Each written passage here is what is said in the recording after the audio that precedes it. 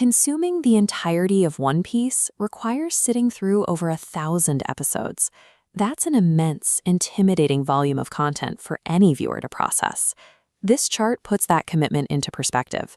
You are looking at roughly 400 hours of screen time. In that exact same window, you could reach conversational fluency in a new language, or read 50 complete novels. This runs completely counter to how we consume media today. Modern prestige television gave you a tightly paced 8-episode season where every scene pushes the plot forward. So it forces a very practical question. Is spending hundreds of hours on a single animated pirate story an inefficient use of your leisure time, or is it a narrative investment with no equal? When you are a time-poor adult, you have to evaluate long-form media through the lens of return on investment. You need to know what that 400-hour cost actually buys you. There is a massive disconnect between the reputation of this series and how it looks. The visual aesthetic is highly cartoonish and juvenile, yet adult viewers regularly weep over its plot developments. This reaction is the result of emotional compounding. The primary yield of this narrative model is the intense attachment generated by spending vast amounts of time with the same crew. This graph maps episode count against emotional resonance. The story uses long, flat periods of world building. Then it leverages that quiet setup to trigger sudden, massive climax points. As you go deeper, the spikes reach higher. The emotional payoffs grow exponentially because they are built on a larger historical foundation. These peaks depend on a massive historical foundation. A standard 10-hour series lacks the runway to build this specific type of momentum. To access those peaks, you have to pay the absurdity toll. Look at this decision matrix mapping the initial suspension of disbelief required. The inputs are highly ridiculous. The show asks you to take seriously a grown man dressed in a baby diaper or a living skeleton with an afro. But the narrative systematically subverts these absurdities. That man in a diaper is a grieving husband, desperately trying to keep his catatonic wife tethered to reality. The skeleton represents 50 years of isolation and a promise kept to dead friends. This aesthetic contrast acts as a filter. Viewers who demand immediate, gritty realism often drop the show before the thematic payoff arrives.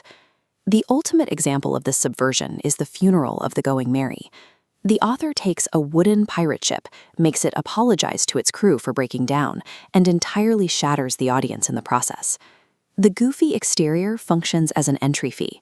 Engaging with the ridiculousness makes the eventual pivot into tragedy feel more personal and unexpected. The backstory mechanism works similarly. The input required here is patience.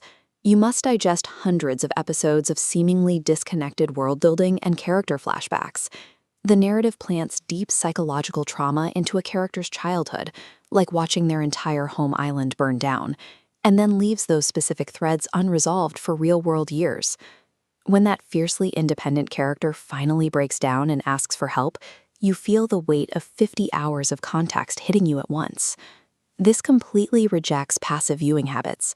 If you skip episodes or watch it in the background while looking at your phone, you destroy the structural foundation required for that moment to work. The emotional catharsis depends entirely on the unskippable architectural groundwork laid tens of hours earlier. Early on, the series builds a false sense of security. It establishes seemingly invincible father figures and bonds that feel unshakable. Then, the narrative abruptly pivots into visceral, mature realities. You're suddenly dealing with political corruption, institutional enslavement, and untreatable diseases. Characters you assumed were protected by plot armor are executed. Major, beloved figures are boiled alive to save their retainers, or die violently in their brother's arms with a hole punched through their chest. These losses change the core stakes of the story.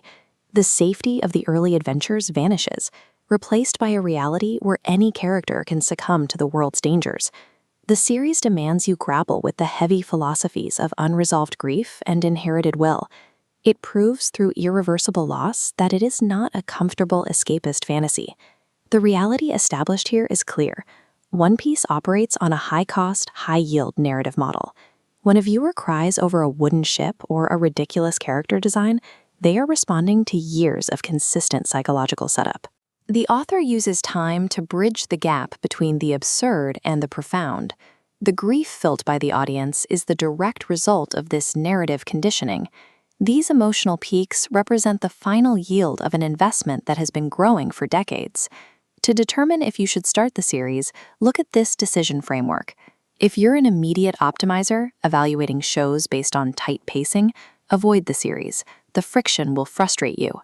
But if you're an immersive investor seeking a narrative that deepens hourly, this input is highly recommended.